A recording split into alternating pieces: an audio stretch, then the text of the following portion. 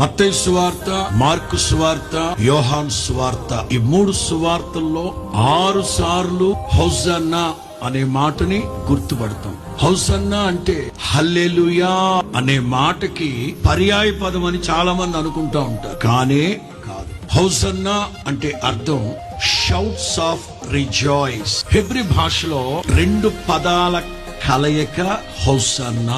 మొదటి పదం యాషా, రెండవ పదం అన్నా. ఇవి 2 కలిస్తే యాషాన్నా అంటారు. అది ఇంగ్లీష్ లో హోసన్నా, తెలుగులో హోసన్నా. 3 మాటల అనుభవమే హోసన్నా. ఒకటి, సర్వోన్నతమైన స్థలములలో దేవునికి జయము. మిగతా 2 అర్థాలు చెప్తాను. యాషా అంటే డెలివర్డ్ మీ, దయచేసి నన్ను రక్షించండి. అన్నా అంటే ఐ బెసేజ్ లేక ఐ బెగ్ యూ, నా కార్యాలన్నింటినీ వర్ధిల్లింప చేయండి.